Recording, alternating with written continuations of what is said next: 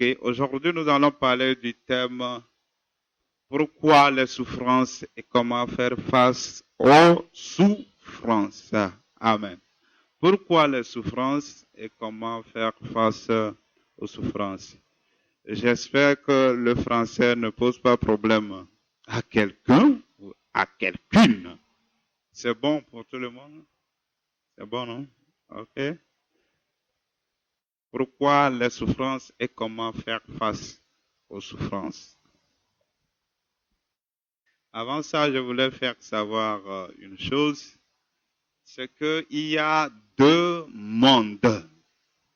Il y a le monde invisible et le monde visible. Nous tous, nous sommes dans le monde visible. Et dans le monde visible, c'est tout ce que tu vois, tout ce que tu entends, tout ce que tu sais, tu as appris. C'est ça qui s'appelle le monde visible. Mais il y a un autre monde qui est le monde invisible, c'est-à-dire un monde que un homme ne peut pas voir avec ses yeux. Ça s'appelle le monde invisible. Et tout ce qui se passe dans ce monde visible, tu es au Togo, tout ce qui se passe au Togo comme dans le monde entier, comme tu l'apprends sur les médias, est décrété quelque part dans le monde invisible. Ce qui veut dire que ce que les gens font sur la terre ici, la plupart des choses qu'ils font, ne viennent pas d'eux-mêmes. Cela est décidé quelque part. Et c'est où? Dans un monde invisible. C'est pourquoi tous ceux-là qui ont accès au monde invisible, c'est eux qui règnent sur la terre. Amen. On ne peut pas accéder au monde invisible par les diplômes. Non. C'est pourquoi la plupart des gens qui influencent le monde n'ont pas été à l'école comme ça. Mais ils ont accès à un monde invisible. Et ils contrôlent tout. C'est pourquoi, si tu veux aller loin, il faut arriver à avoir accès à ce monde invisible. D'ailleurs, la porte est déjà ouverte par Jésus. Amen. Le problème est quoi? La porte est là, la Bible en parle, mais ceux qui doivent avoir accès à ce monde invisible pour avoir la victoire sur la terre ne sont pas conscients de ça. Et c'est ça le problème. Ils ne savent pas que ce qui se passe est décidé par un être invisible, soit Dieu ou Satan. Quand aujourd'hui vous allez entendre, on parle des Illuminati. Tout ça là, les francs-maçons, les équistes. Quand on parle des équistes, c'est ceux qui sont dans les cancars, la Rose-Croix, toutes ces choses. Qui ils décident de l'économie mondiale. Et quand on les appelle les ordres mystiques. Quand on parle d'un ordre mystique, c'est-à-dire ce sont des gens qui ont accès au monde satanique. Pas seulement sur la terre. Donc, leur succès, leur avancement ne dépend pas seulement de leur école, mais c'est du fait qu'ils ont accès à un monde invisible qui leur permet d'avoir la domination sur les gens. Ils ont accès. Mais nous, on a accès à un monde invisible qui est au-dessus du monde diabolique et qui le dépasse. Mais pourquoi nous traînons les casseroles? On le dit souvent. Pourquoi on est malheureux? D'où vient le problème? Il faut y réfléchir. D'ailleurs même, lorsque tu n'es pas tellement conscient que ce qui se passe sur la terre est déterminé quelque part, tu as déjà échoué. Oui, Parce que tu es là comme ça, tu penses que pour réussir, peut-être tu as un parent riche, peut-être tu as trouvé un bon boulot, parce que tu as appris un métier, parce que tu es allé aux États-Unis, tu y penses, tu y raisonnes comme ça. Ce n'est pas ça. Ce n'est pas ça. Pour avancer, il faut aller dans le monde dans lequel tout le monde n'a pas accès. Et tu peux avancer. Amen. Tu ne vas pas aller fléchir genoux devant quelqu'un. Non. Jésus n'a jamais fléchi genoux devant quelqu'un sur la terre ici. Les apôtres n'ont pas fléchi genoux devant les gens du monde pour trouver à manger ou quoi que ce soit. Jamais du tout. Parce qu'ils avaient accès à un monde supérieur. C'est les gens même qui les faisaient appel. Et nous aussi, nous sommes quoi? Nous sommes les représentants des apôtres en quelque sorte, parce qu'ils sont les premiers. Et ils ne sont pas là. Donc c'est nous qui sommes les Pierre, les Paul, même avant les Pierre, les gens comme Moïse. C'est nous qui sommes ces gens-là aujourd'hui. Maintenant, qu'est-ce que nous faisons? Le problème est là. Lorsque on ne s'assied pas pour y penser, pour y réfléchir, que tout ce qui se passe dans ma vie est déterminé par un monde invisible, alors je dois m'accrocher à ce monde-là. C'est une affaire de conscience. Partout où je suis, partout où je marche, est-ce que je suis conscient que j'ai accès à un monde invisible, à ce Dieu invisible qui contrôle, et que Satan aussi arrive à contrôler ceux qui ne connaissent pas Dieu. Et là, il faut pas regarder avec les deux yeux là seulement. Oui, c'est ça l'échec. Au moment où certains ont 24 yeux, des sorciers, pour faire du mal. Toi, tu as le Saint-Esprit, tu regardes seulement avec les yeux. Le Saint-Esprit est là pourquoi? Il est là pourquoi? Partout où on est, que ce soit dans le marché ou autre, ceux qui réussissent ont accès à un monde invisible, soit satanique ou de Dieu. C'est ça, c'est ceux qui arrivent à mieux réussir, c'est eux. Toi, en tant que chrétien, tu dois les dépasser. Ce n'est pas seulement la prière qui va te faire vaincre. Non. Tu pries sans la foi, c'est ça. Quelqu'un qui va, il prie, oui, il prie 1 heure du temps. Maintenant, il est là, il n'est pas tellement conscient de ce monde invisible. Comment tu peux avoir la victoire? Quand tu es tellement connecté, lié avec Dieu, partout où tu es, tu sais qu'il y a Dieu, les choses se passent devant toi. Quelqu'un peut venir, celui-ci est mieux. Quelqu'un peut venir, c'est lui le porte-malheur. Et toi, tu l'accueilles bien. Il a gâté toute la journée. Satan envoie. Si Satan envoie plus les gens, il envoie vers les chrétiens, pas vers les païens. Pour aller gâter ton affaire. Tu as bien prié. Dieu a décidé cette semaine-là. Oh, ça sera une semaine de témoignage pour toi. Satan va envoyer quelqu'un pour gâter. Comme toi, tu es là. Comme ça. Tu n'es pas conscient que Dieu est en toi. Le Saint-Esprit est en toi. Quand tu n'y es pas conscient, toutes les choses vont se gâter. Malgré ta prière, ton jeûne, tout. Tout. Amen. Malgré ça.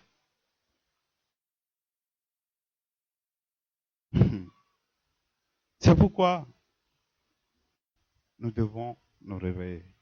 Amen. Nous devons réveiller. Nous ne devons pas nous laisser faire. C'est pourquoi l'apôtre Paul a dit un jour, ne savez-vous pas? Vous voyez?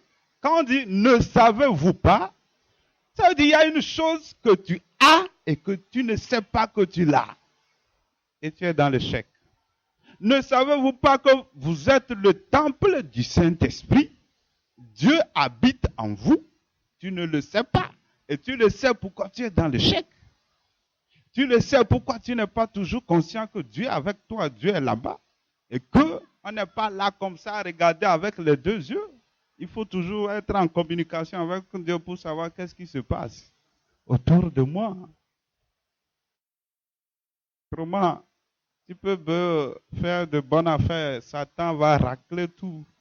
C'est comme tu as travaillé pour lui. Oui, comme tu as travaillé pour le diable. Le diable est quoi? Voleur. Un voleur, c'est quoi? Le voleur mange se nourrit du travail des autres. Je me rappelle une fois, on était dans un quartier, quelqu'un, il se débrouillait, puis il fait l'élevage. Il avait un bouc bien gros. Donc, il avait un chien pour surveiller la maison. Un jour, il s'est réveillé, il ne voit pas le bouc. Le chien n'a même pas aboyé. Les voleurs sont venus. Amen. Il dormait, c'est ça. Donc, lorsque on n'est pas... Le sommeil spirituel, en quelque sorte, c'est lorsqu'on n'est pas tellement conscient du Saint-Esprit. C'est ça le sommeil spirituel. Tu es là, tout de suite, Satan va te voler, tu ne sais pas. Oui, tout de suite. Il va prendre peut-être ce qui va t'amener à propulser. Il va le prendre tout de suite, tu ne sais pas. Il va le prendre. Le diable est appelé le malin. Ou soit, il t'amène à poser un acte tout de suite qui gâte ce que tu dois avoir. Il va t'amener à poser l'acte. C'est comme ça. Nous sommes dans un combat. Et il faut combattre en respectant les règles du combat. Amen. Il faut savoir. C'est pourquoi Paul dit que je ne cours pas en battant dans l'air. Cela veut dire quoi? Que là où tu es, tu sais quelles règles utiliser. Je suis ici. Ici, est-ce que c'est la prière? Non. Ici, qu'est-ce qu'il faut faire? Ici, est-ce qu'il faut consulter Dieu? Est-ce qu'il faut prier? Est-ce qu'il faut prendre telle décision? Qu'est-ce que je dois faire? C'est comme ça. Ça se passe. C'est comme ça que ça doit se passer. Amen. Et quand tu arrives ça, tu as la victoire. Il peut être les grands sorciers, toi tu vas les dépasser. Oui. Il peut dépasser les autres, mais toi non. Jamais. Il ne faut pas accepter. Je ne vais pas accepter. Je ne suis pas d'accord. Amen.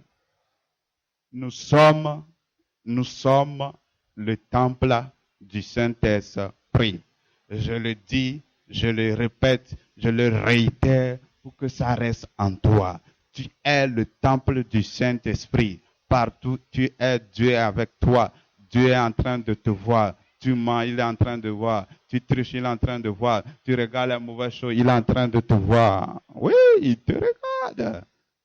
Si tu es inconscient de ça, l'ange de l'Éternel campe autour de tous ceux qui aiment Dieu. L'ange de Dieu est avec toi, tu ne sais pas. Amen. Ah oui.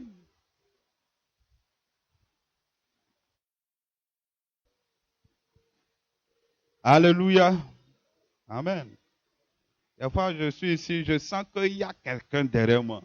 Je dis, je ne me trompe pas. La Bible a dit. Quand je suis là, je vois. Il y a quelqu'un derrière moi ici. Amen. Tu as, oui, Dieu. Comment?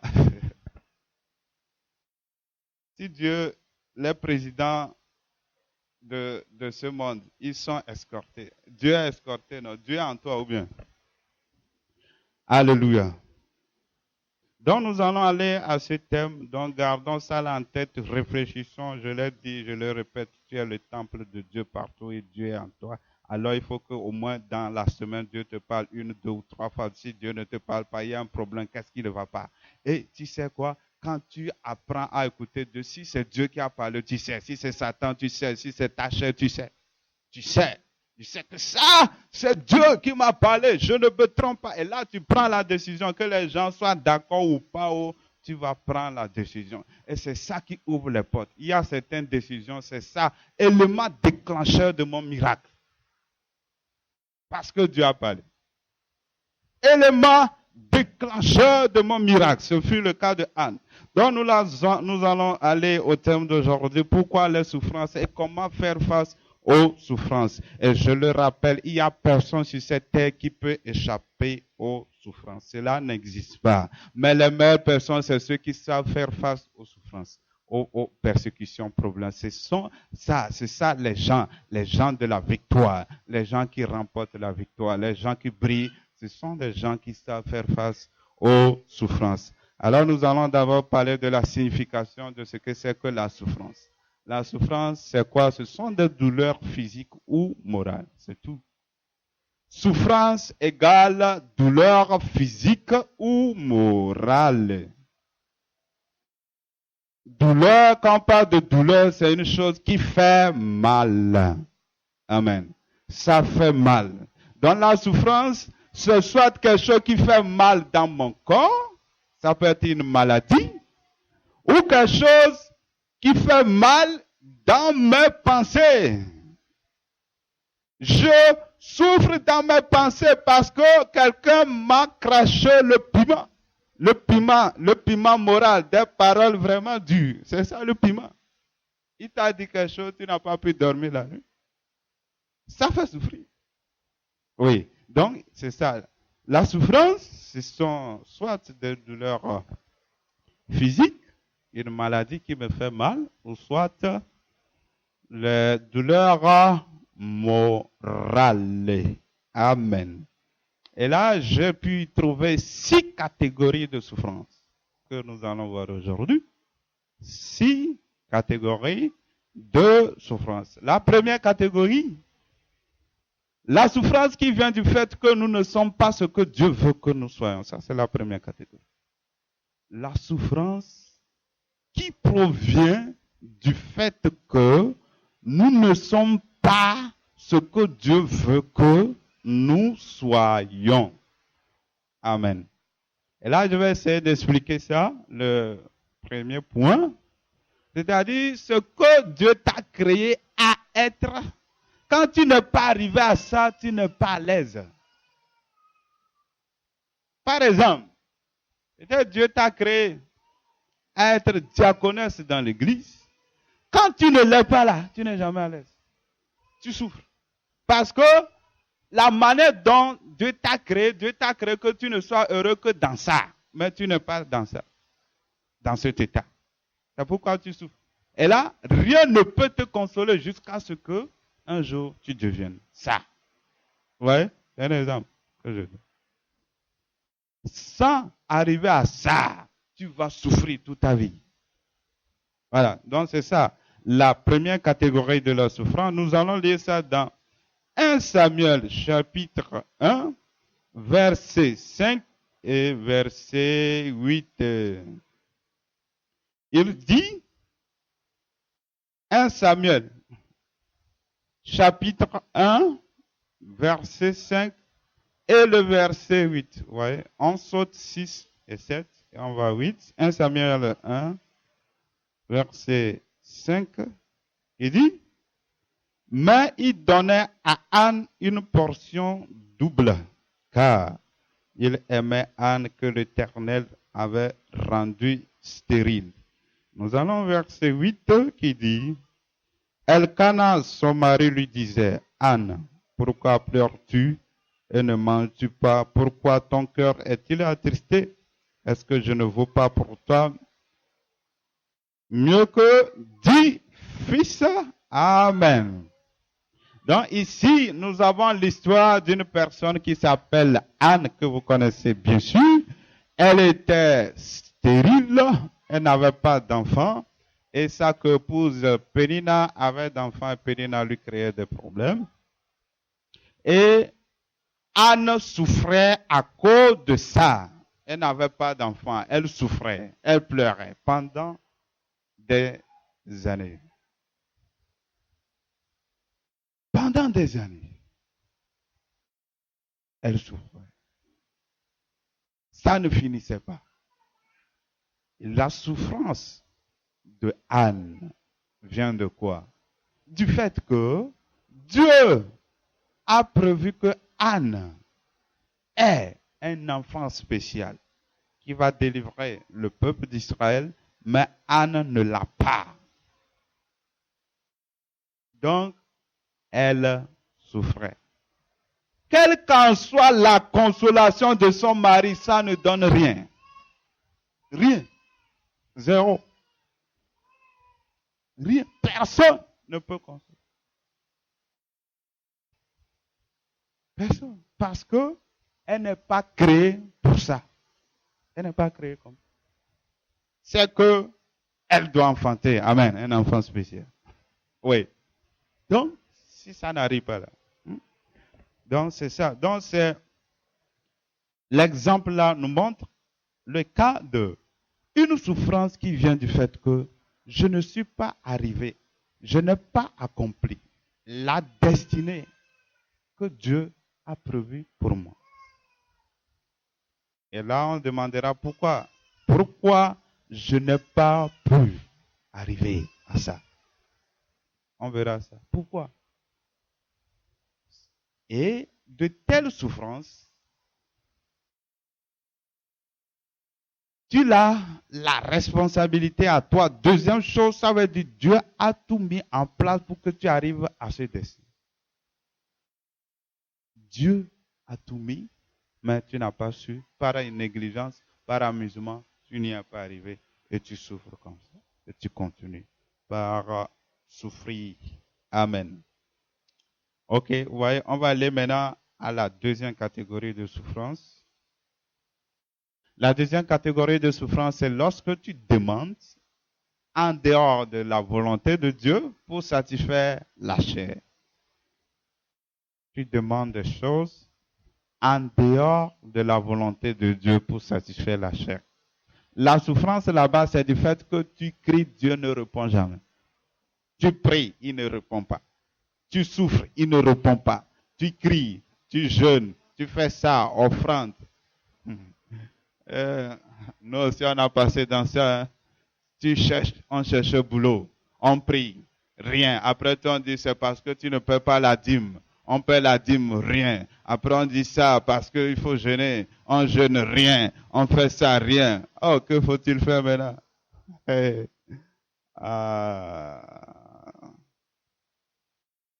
Amen. Et beaucoup de chrétiens sont dans ça. Le problème est là. C'est là que des fois les gens sont découragés. Pourquoi ce Dieu-là? Il a dit que si quelqu'un ne travaille pas, qu'il ne mange pas, j'ai mes diplômes, j'ai le master 1, master 2, master 2.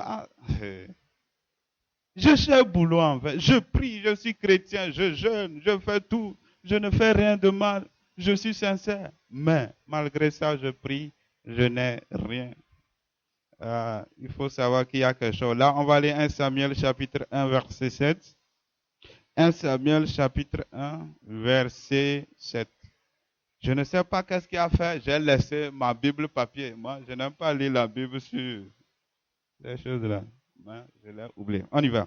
1 Samuel 1 verset 7, il dit, et toutes les années, il en était ainsi. Chaque fois que Anne montait à la maison de l'Éternel, Pénina la mortifiait de la même manière. Alors Anne pleurait et ne mangeait point. Amen. Donc, Anne pleurait qui devant Dieu, criait à Dieu, je n'ai pas d'enfant, Dieu ne répond pas. Je n'ai pas d'enfant, Dieu ne répond pas. Où est le problème? Elle n'a jamais demandé selon la volonté de Dieu. C'est ça. Dieu n'exaucera jamais. C'est légitime. Tu es femme, tu as droit à avoir ton enfant. Tu as droit à ça. Mais, si c'est pour ça que tu fais ta chair, Dieu ne va pas répondre. Il va se taire. Pendant des années, la femme là a crié à Dieu sans réponse. Pourquoi? Elle cherchait un enfant pas pour ce que Dieu veut. Dieu a écrit au ciel, j'ai besoin d'avoir un prophète. Pas Anne. Mais Anne va dire, Dieu, je veux un fils, je veux un fils. Dieu dit ça, jamais, je ne réponds pas. Et là, beaucoup sont dans ça. Tu pries. Peut-être tu veux te marier, tu vois une jeune fille, elle est belle, ok, tu commences pas à prier, tu appelles son nom. Certains pasteurs disent que, si tu veux prier à Dieu, dis à Dieu quelle catégorie de filles tu veux, fille géante, fille courte, fille quoi. Dis. C'est de la chair, ça. Moi, je vous assure. C'est quoi tu vas dire à Dieu, je veux une fille géante? Ok, va lui dire. Je ne sais pas. C'est où ils ont vu dans la Bible quand on dit à Dieu, on veut une fille géante. Il y a ça dans la Bible. Hein? Tu vas prier fatigué. Dieu ne va pas te répondre. Amen. Si Dieu ne veut pas, toi c'est ton goût. Mes pensées ne sont pas vos pensées. C'est légitime de te marier, mais Dieu ne veut pas. Tu jeûnes. Amen. Tu souffres. Il y a des gens, ils peuvent faire jeûne 40 jours, il a perdu son temps. perte de temps, souffrance inutile. Oui. Quelqu'un lui là, il mange, il est à l'aise, il prie, Dieu lui répond, toi tu jeûnes, Dieu ne dit rien. Alléluia. Je n'encourage pas ceux qui n'aiment pas prier.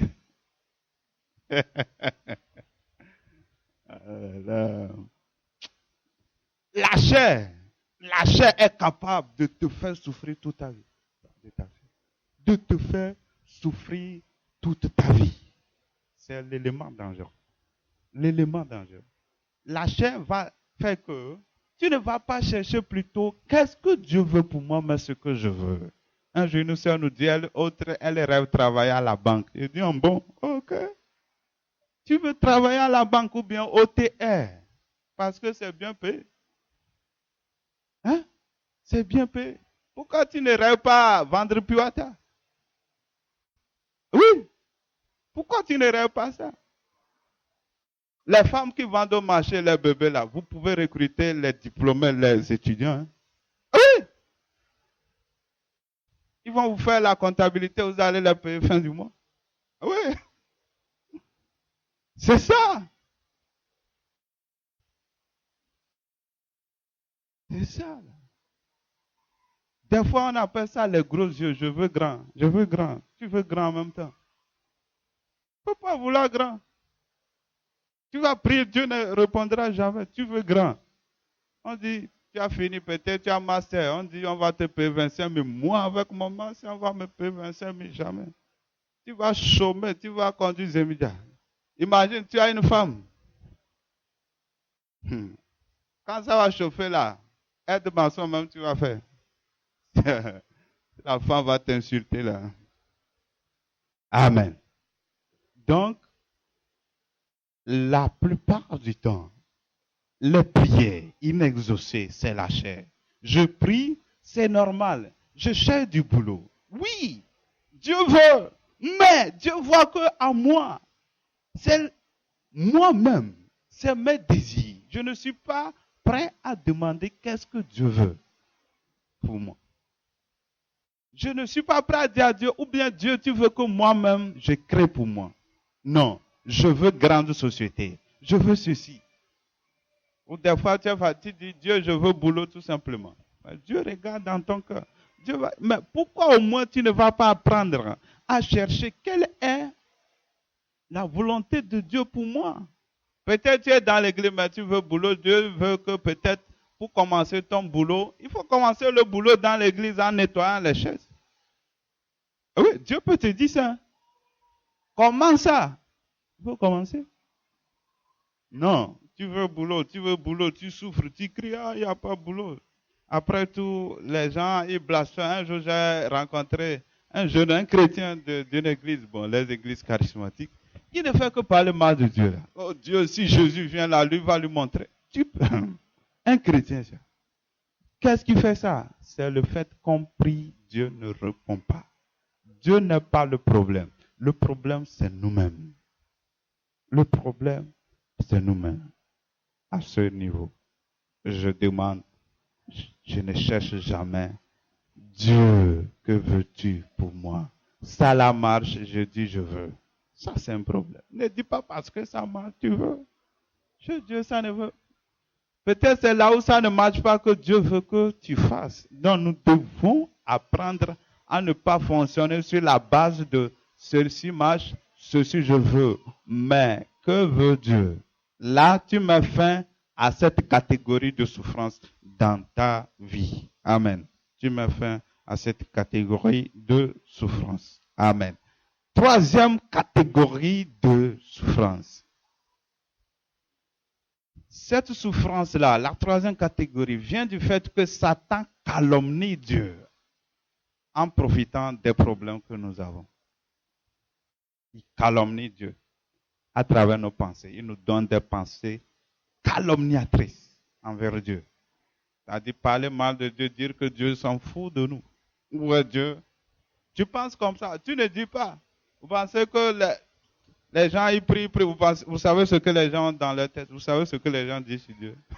Si tu vois ça, tu vas crier. Il prie, oui, oui, Dieu est bon. Oh, louons Dieu. Mais dans sa tête, là, c'est autre chose. Il est en train de parler mal de Dieu dans sa tête. Dieu, et au même moment, il crie, Dieu est bon, Dieu est en train d'écouter. Oh Dieu, pourquoi tu es mauvais? Dieu l'écoute. Les gens disent ça. Dans leur pensée, ils disent, Dieu, comment tu es comme ça? Dieu écoute ton cœur, pas ta bouche, il t'écoute. Voilà. Et souvent, ça vient de Satan. Satan, il est malin. C'est lorsque ça chauffe, il te plante. Et tu vois comment ton Dieu est. Il n'est pas bon. Voilà celui-là, il est païen. Mais tout de suite, tout mal. Toi, là, tu souffres. Et il te dit ça. C'est lui.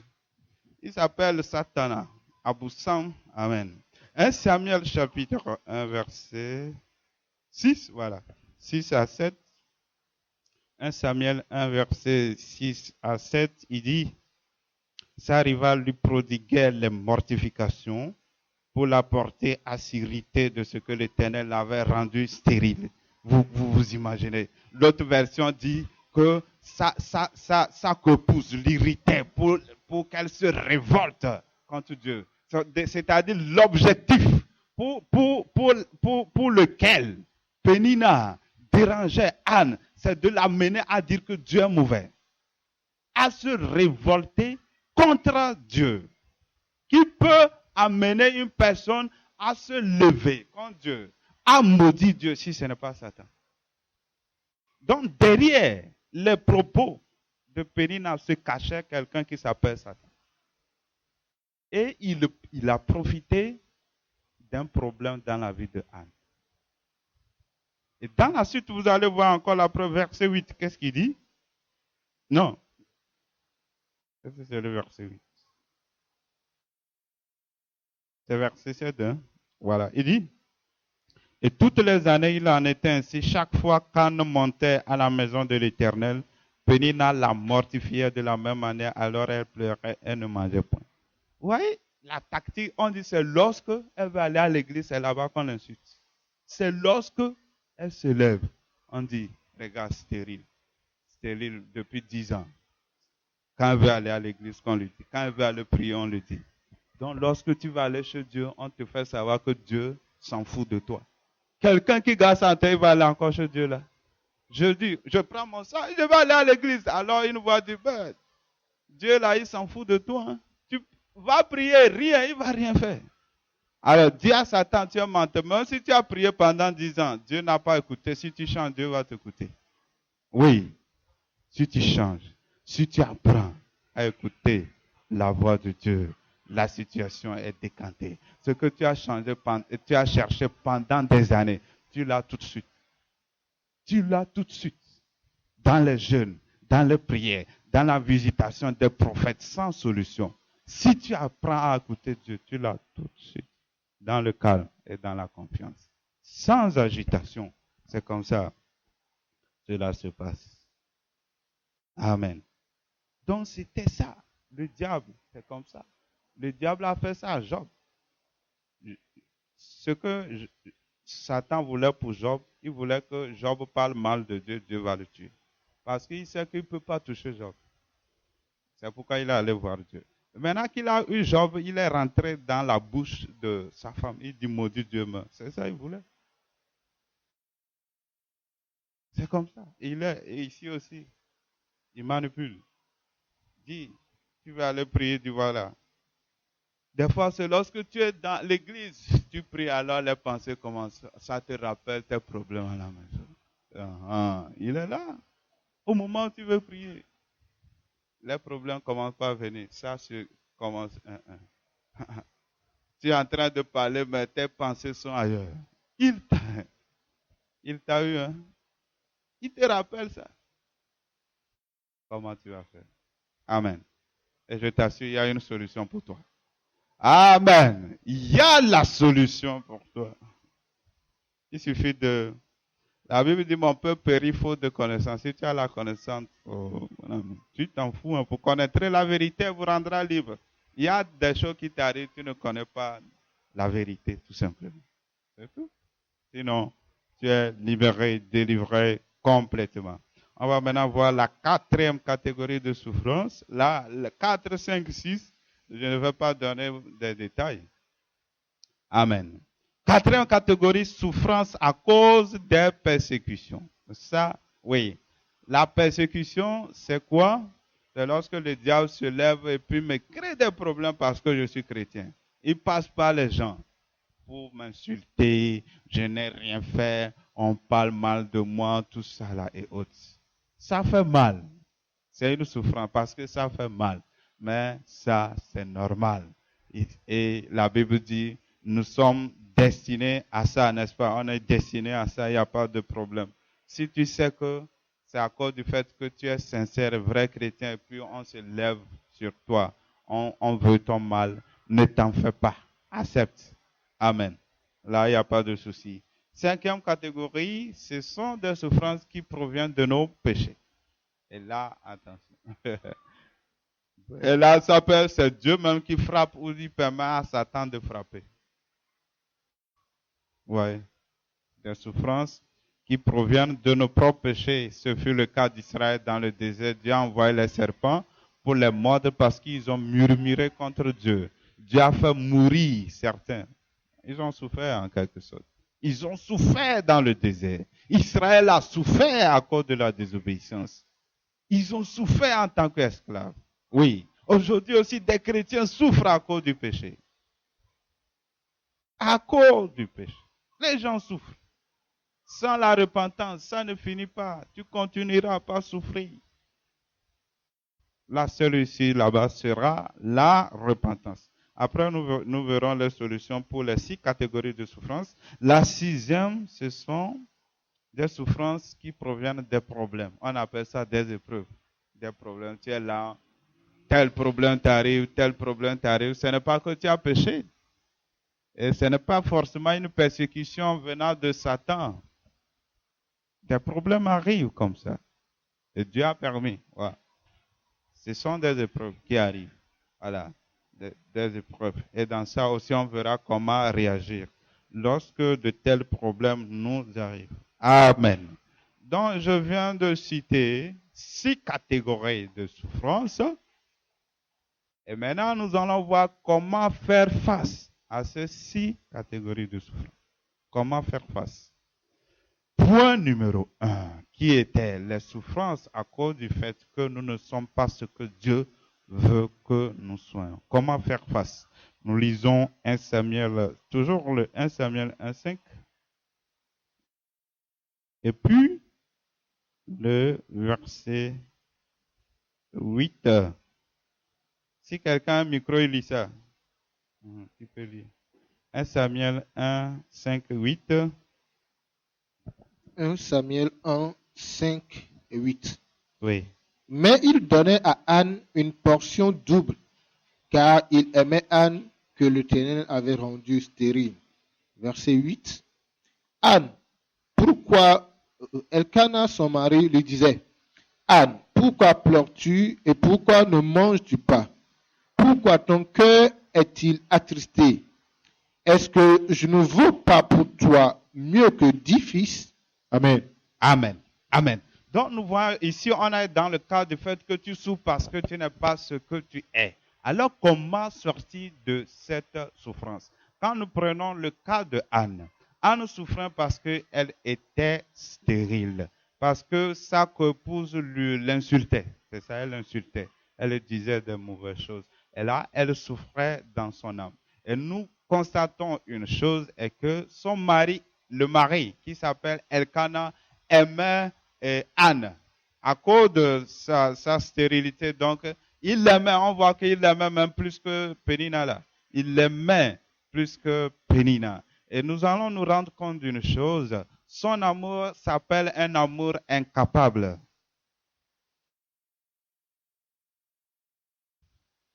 Elkana aimait sa femme.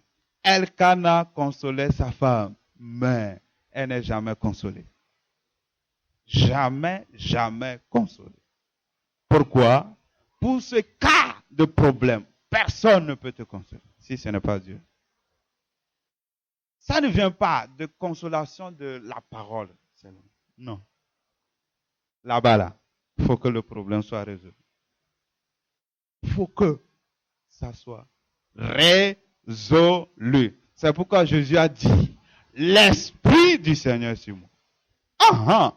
Parce qu'il m'a oint pour porter de bonnes nouvelles aux gens, pour consoler les gens. Avant que Jésus ne vienne, les gens ne savent pas consoler. Ils savent, non? Et pourquoi Jésus dit, il faut l'onction pour consoler? Parce que il y a des problèmes. Consolation venant de la bouche seulement ne console pas. Il faut quoi? L'onction du Saint. Il faut Dieu. Sinon, rien. La personne va souffrir jusqu'à la fin de sa vie. Amen. Pour cette catégorie de souffrance. Si tu souffres de ça, si tu n'es pas ce que Dieu veut, mon ami, c'est que ta solution, c'est être rempli du Saint-Esprit. Amen. Tu n'as qu'à apprendre comment on peut être rempli du Saint-Esprit. Amen. Ou bien, et nous allons même lire ça, Ésaïe 61, verset 1 à 2. Ésaïe 61, verset 1 à 2. Ésaïe 61, verset 1 et 2. L'Esprit du Seigneur, l'Éternel, est sur moi, car l'Éternel m'a oint pour porter de bonnes nouvelles aux malheureux. Il m'a envoyé pour guérir ceux qui ont le cœur brisé, pour proclamer aux captifs la liberté et aux prisonniers la délivrance. Amen. Amen. Pour publier une année de grâce de l'Éternel et un jour de vengeance de notre Dieu, pour consoler tous les affligés. Amen. Amen. Voilà, la fin dit pour consoler les affligés. Est-ce qu'on a besoin d'être rempli du Saint-Esprit avant de dire, du courage, hein, ça va aller, hein, ça arrive toujours. Tu es malade, mais ça arrive, du courage. Est-ce qu'on a besoin du Saint-Esprit? Non. Alors, la consolation, là, c'est de dire, problème, à partir d'aujourd'hui, c'est fini, le problème va obéir. C'est une consolation qui propulse l'homme dans sa destinée. Oui, ça te prend dans ton état de non-accomplissement, dans l'état de l'accomplissement. Oui, c'est ça. Il n'y a que Dieu. C'est pourquoi faites attention, il ne faut jamais compter sur un homme. Il y a des choses, l'homme ne pourra jamais te faire. Tu peux aller partout, personne, tu vas souffrir toujours. Souffrance sur souffrance. Il n'y a que Dieu. Et Dieu a décidé de lui-même qu'il y a des choses, c'est lorsque tu entres toi-même en communion avec lui que certaines choses seront réglées. Il ne passera jamais par un homme de Dieu. Puissamment ou en quoi là, ça ne veut rien dire. Toi et Dieu. Relation entre toi et Dieu. Dieu veut ça. Certains hommes de Dieu sont devenus des intermédiaires entre les chrétiens et Dieu. Amen. Deuxième intermédiaire. Et là, comme je l'ai dit pour de telles choses, voilà, il n'y a que Dieu qui peut intervenir. C'est pourquoi l'apôtre Paul a dit que quoi? Le royaume de Dieu ne consiste pas en parole, mais en puissance. Voilà. Donc, ce n'est pas seulement parole, mais c'est la puissance. Amen. Nous tombons maintenant sur la deuxième, comment faire face à cette souffrance. Cela nous arrive beaucoup. J'ai passé dans ça après tout. Donc je demandais des choses à cause de la chair. C'est pourquoi Dieu s'en foutait. Ça peut être légitime, boulot, tout ça là, Dieu se tait. Il se tait. Hein? Tu souffres. Souffrance provenant de l'ignorance. C'est ça. Et là, nous lisons aussi 1 Samuel 1,7.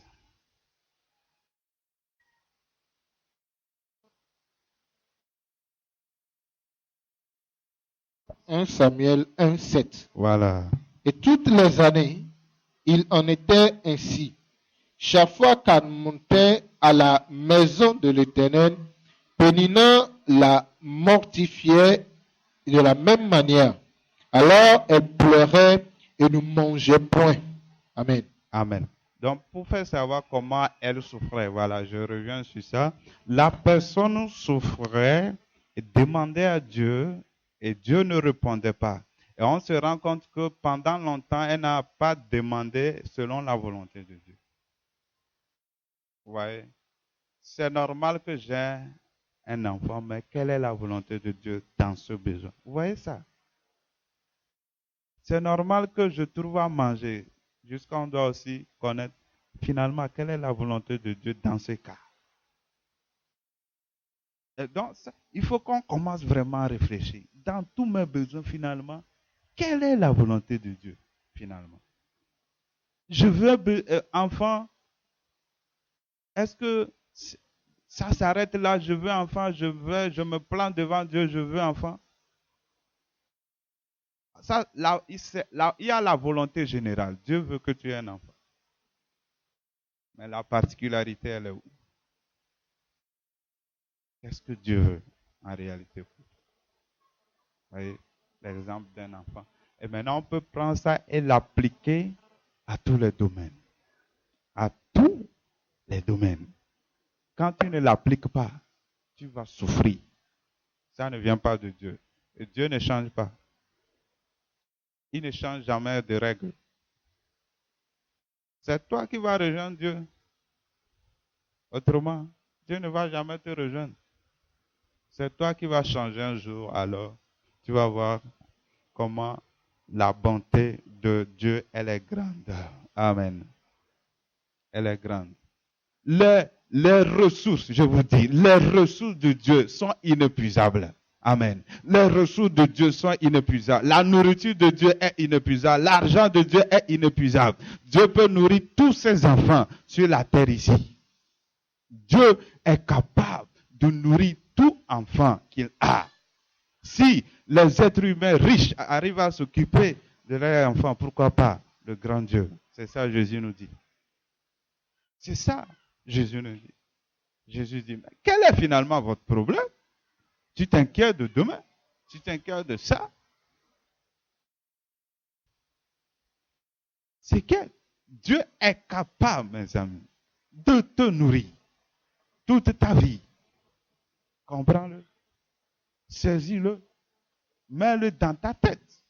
Et ne tremble pas par rapport au lendemain. Non, ne crains pas. C'est pourquoi Dieu a dit, ne crains pas mon fils, je suis avec toi. Prends courage. Aie la foi. Satan, il ne faut pas qu'il te fasse trembler, te fasse peur. Non, tu refuses. C'est ça, je disais, être conscient de ce monde invisible. Si je suis conscient de toutes ces richesses, imagine si tu avais les yeux ouverts, tu voyais les milliards, les millions de milliards d'euros ou de dollars que Dieu a. Tu vas pleurer pour moi. Tu vas te lamenter pour moi. Toi, tu veux voir. Tu veux voir avec tes yeux. Tu ne vas jamais voir. Amen. Tu ne vas jamais voir. Je le dis pour que tu ne t'inquiètes rien. Cherche à discerner qu'est-ce que Dieu veut pour toi. Amen. Cherche à discerner qu'est-ce que Dieu veut. Dans tous les détails. Dieu s'intéresse aux détails de nos vies. Si vous ne savez pas, il faut que tu le saches. Apprends-le. Ce que tu vas manger, pâte dentifrice que tu vas utiliser là. Dieu va dire, utilise ça. Je vous assure. Dieu va dire, fais le sport. Moi, Dieu m'en a dit, fais le sport. Utilise telle pâte. Vous voyez ça? Ah, c'est ton papa. Là. Ou bien, entrons dans cette relation bonne là avec Dieu. Entrons ça. Il va te dire, ton enfant n'a qu'à faire telle école. Mets-le dans tel métier. Il te dira tout.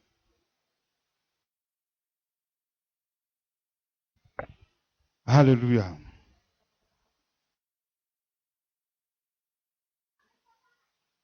Donc, je disais que, voilà une souffrance. On a pris le cas de Anne. Elle demandait, c'est normal, mais elle n'a pas discerné la volonté de Dieu. C'est ça, c'était ça son problème. Et ça la faisait souffrir. Et là, nous allons nous rendre compte de comment la situation a été décantée. Elle a été décantée lorsqu'elle a discerné la volonté de Dieu.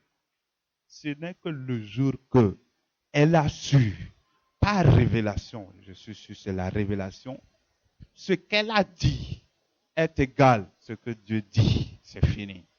Problème terminé. C'est fini. Et nous allons lire ça dans Samuel 1, 13 à 14. 1 Samuel 1, 13 et 14. Anne parlait dans son cœur et ne faisait que remuer les lèvres, mais on n'entendait point sa voix. Élie pensa qu'elle était ivre, et il lui dit, jusqu'à quand seras-tu dans l'ivresse?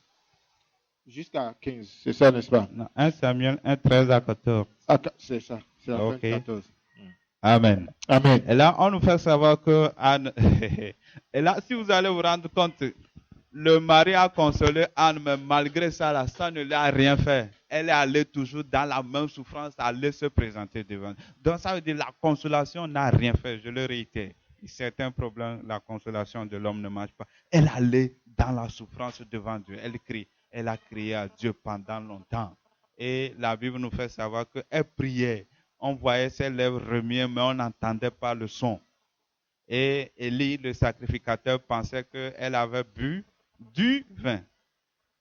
Elle pensait qu'elle avait bu du vin. Et puis il dit, fais passer ton vin jusqu'à quand tu seras dans l'ivresse. Et Anne va lui dire, non, ce n'est pas le vin, c'est la souffrance qui fait que, je souffre. Je suis une femme qui souffre. Amen. Et quand elle a prié, elle a dit, Dieu, si tu me donnes, elle a donné les précisions. Si tu me donnes un enfant, garçon, je te le prêterai et le rasoir ne passera jamais sur sa tête. Dieu a dit, très bien, c'est ce que je voulais de toi. Prends ton enfant. Alléluia. C'est ce que je veux. Et on dit, quand elle est partie là, c'est fini. Elle n'est plus triste. Comme elle a la foi que Dieu l'a écoutée. C'est fini.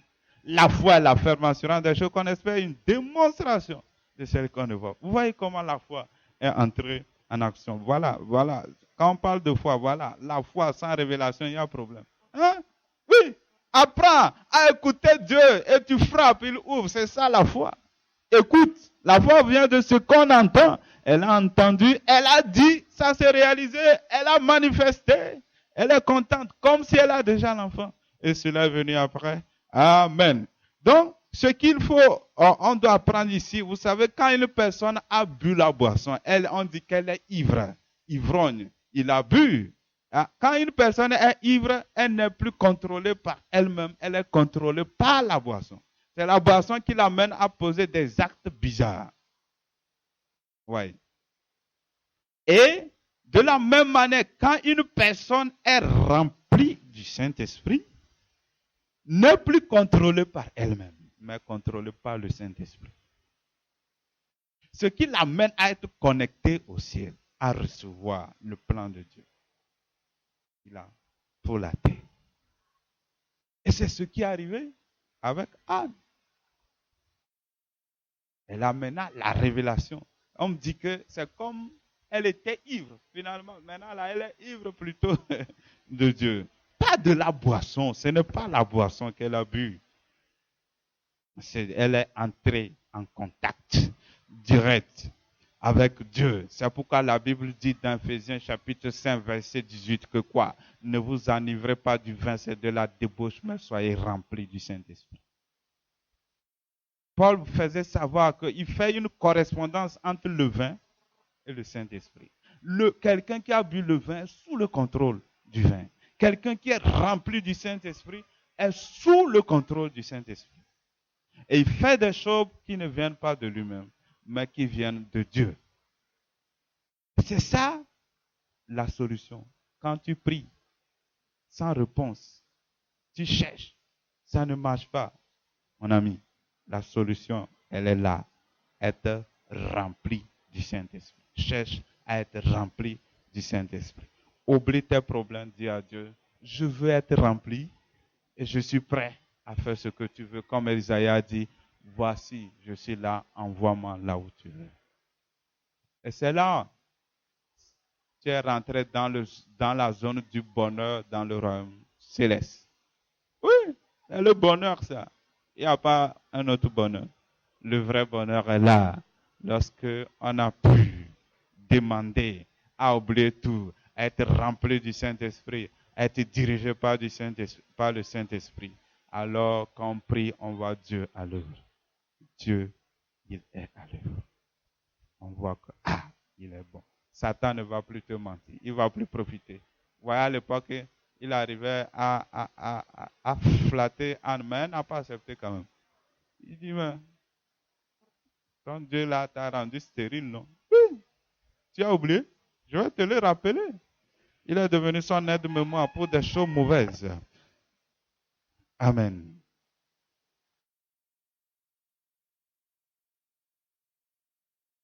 Et cela arrivait aussi le jour de Pentecôte. Vous voyez toujours, ça, quand ils étaient remplis du Saint-Esprit, les gens disaient, ils sont pleins du vin. Il faut qu'on pense que tu es ivre, mon ami. Il faut qu'on dise que tu es fou. C'est pourquoi Paul dit, nous sommes fous à cause de Christ. Un jour, on lui a dit, mais Paul, tu deviens fou? Nous sommes fous à cause de Christ. Quelqu'un qui est rempli du Saint-Esprit, quand il pose des gens, on pense que c'est un fou. Il ne raisonne plus. Oui. Parce que la logique de Dieu, elle est différente de la nôtre. Elle est différente de la logique humaine. Amen. Amen. En réalité, moi, le centre de l'enseignement, c'est là. Le centre, c'est là. Là. Deuxième souffrance. Première, deuxième, là. Les deux là. Les deux. La première souffrance parce que je ne suis pas ce que je suis. Deuxième parce que je demande selon la chair. Pas selon la volonté de Dieu. Et là, les deux convergent vers la même solution. La solution pour les deux. Ce que je ne suis pas est du fait que je demande en dehors de la volonté de Dieu pour satisfaire la chair. C'est le fait de dire non à moi-même, de chercher à être rempli du Saint-Esprit pour que Dieu me donne la révélation. Pas que Dieu prend plaisir à nos souffrances, mais ta souffrance ne va pas amener Dieu à changer de nature parce que Dieu a décidé de ne pas collaborer avec la chair. Mais toi, tu n'as pas cherché à connaître Dieu, tu fonctionnes selon ta volonté.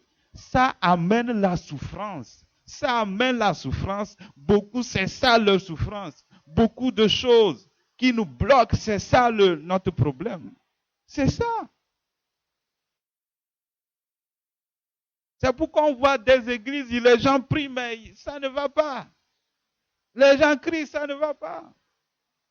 Tantôt découragé, tantôt encouragé. Tantôt découragé, tantôt encouragé. Tantôt découragé, tantôt encouragé. Une vie de haut et de bas. Une vie de haut et de bas. Haut, bas, haut, bas. Amen. Ça ne doit pas être ainsi. Amen. Ça ne doit pas être ainsi. C'est pourquoi Jésus, quand il disait, les hommes savent donner de bonnes choses à leurs enfants. Et il dit, pourquoi Dieu ne va pas vous donner le Saint-Esprit? Il sait. Pourquoi il dit ça? Comme si le Saint-Esprit résume tous nos besoins. C'est pour faire savoir quand il est là, tu es rempli, il te contrôle. C'est fini. Tu ne vas pas souvent prier sans réponse. La plupart du temps, comme tu pries selon la volonté de Dieu, il agit. La Bible dit, c'est selon Dieu qu'il intercède en faveur des saints. Nous ne savons pas ce qu'il faut demander. Des fois, tu ne sais pas. Mais lui le sait. Si tu es contrôlé par lui, le Saint-Esprit même prie en toi, selon la volonté de Dieu. Dieu écoute et Dieu agit. Et Dieu répond à ta prière. Amen. Maintenant, 4. Comment faire face à la souffrance à cause des persécutions? Là, il n'y a rien à dire. Il faut supporter ce réjouir. Cela t'est destiné. Amen. 5. Comment faire face à la souffrance à cause des péchés? Cela est simple. C'est la repentance. Ou bien? Ok. 6. Souffrance à cause des problèmes qui nous arrivent. Je pense que j'ai sauté une. J'ai sauté 3. Souffrance à cause de Satan qui profite des problèmes pour calomnier Dieu. J'ai sauté ça, non? Oui, donc dans ça, il ne faut jamais écouter le diable, il faut refuser, tout simplement. Amen. 3, ça. Il faut refuser. Refuser. Anna a été une femme solide. Elle n'a pas cédé. Malgré qu'on lui dise, oh, toi, c'est vous les chrétiens, on se moque. Elle dit, je vais aller. Vous les alléluia, vous ne valez rien. Oui, je vais aller. Vous, votre église, ça ne vaut rien. Vous n'êtes pas nombreux. Oui, je suis là. Ce n'est pas le nombre. Je m'en fous. Oui, je vais aller. Amen. C'est ça. C'est ça. Des gens comme ça qui ont la victoire. Tu peux tout dire, j'y tiens. Il faut se moquer. Donc, en souffrant à cause des persécutions, j'ai dit qu'il faut persévérer. À cause de péché, il faut se repentir. 6, des problèmes qui nous arrivent. La Bible dit dans Romains 8, 28 que toute chose concourt au bien de ceux qui aiment Dieu. Amen. Amen. Qui ça concerne? Je pense Nadège qui encore, ou bien je trompe. Je détecte, il y a Nadège, toute chose concourt. Qui encore? Je ne vois personne. Amen. Donc sache que toute chose concourt, entends bien, amen. Peu importe ce qui se passe, ça va concourir à ton bien. Amen. Aussi Adèle, amen. Tu es avec nous? Ah, okay. Peu importe ce qui se passe, Satan ne peut pas t'arracher dans la main de Dieu. Amen. Tu appartiens à Dieu. Et le diable n'a pas le pouvoir sur toi. Il peut tout faire, il n'a pas le pouvoir. Dieu va changer tout en sa gloire et que ça soit un témoignage pour la gloire de Dieu le seul. Amen. Ce sera un témoignage vivant que Dieu l'a changé, l'a transformé complètement. Au nom de Jésus. Amen. Ok, c'est fini. On va s'arrêter là-bas. On va dire à Dieu, ah Seigneur, je veux. La chair me fait souffrir. Il faut que la chair souffre. Il faut que moi aussi je connaisse la volonté de Dieu. Il faut que aussi moi je vois la main de Dieu